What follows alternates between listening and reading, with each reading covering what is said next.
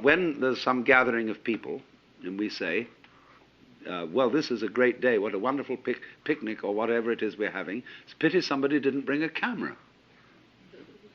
It should have been photographed. Now, do you see that in this whole thing, there is both a gain and a loss?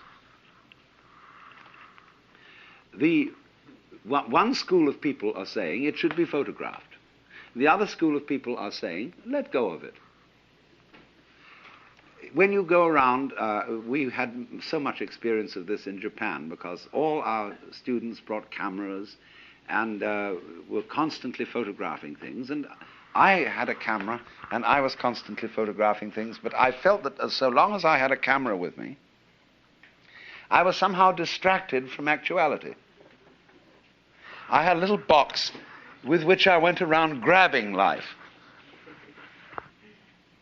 Of course, it's great to come back and look at it in the form of photographs, but there's something about the photograph that is inferior to the actual experience that you're photographing.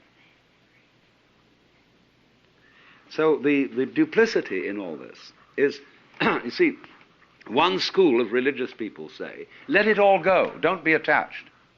In other words, and they also say, live in the moment, like Krishnamurti's doctrine of stop trying to remember everything. You may need a kind of factual memory for your name and address and a telephone number and things like that. But don't linger over memories and treasure memories and say, well, I'm going to keep my girlfriend's lock of hair and I'll take it out every now and then and look at it and feel wonderful, you see. That's clinging to life because that memory has got you hooked. It holds you to the past and it holds you to death. But then there's the other school of thought, you see, quite opposite to this, which says, remember to remember, title of one of Henry Miller's books. Hold on to it all. Get involved. Keep your girlfriend's hair. Keep all the photographs. What is life, you see, except there is a memory, except there is an echo? So what I want to point out, you see, is the duplicity of all this. That you don't take, if you're a wise man, you don't take sides in this issue. You do both sides. And that is the meaning of the unity of samsara and nirvana. On the one hand, you let go of everything and you live in the eternal now, because that's all there is. See, memory is an illusion. It's all gone. So everything you know about that makes an impression on you is no longer there. That's the meaning of Maya. There is only the eternal now. There is only the present moment. There never will be anything else.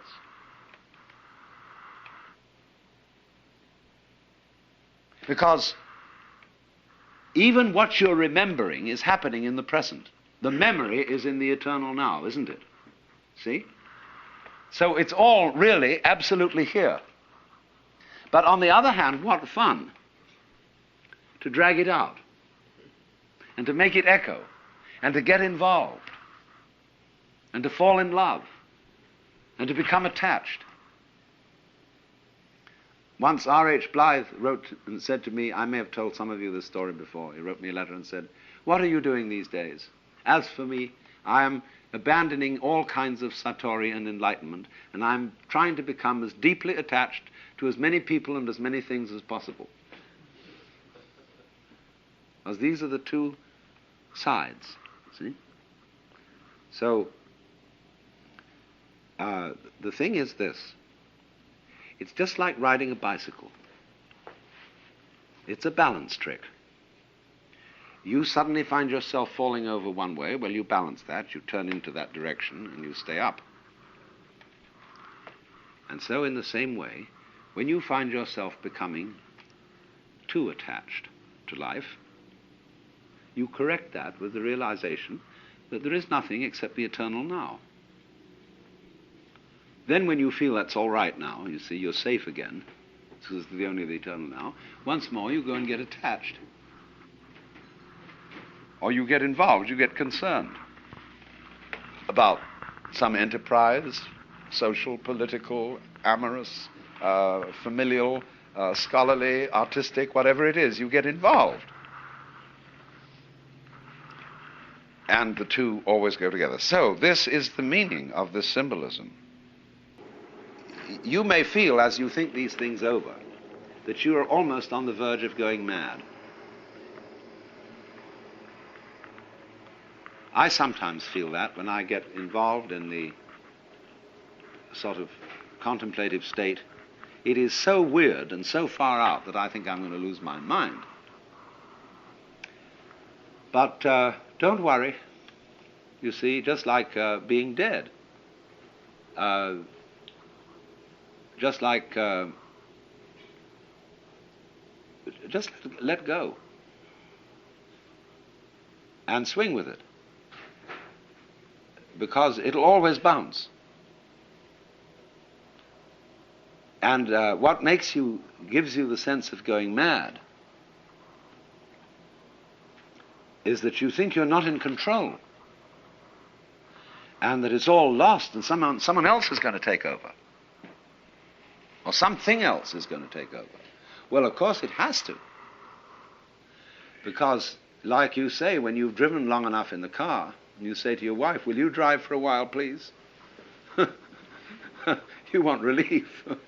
So something else has to take over. But it's all you.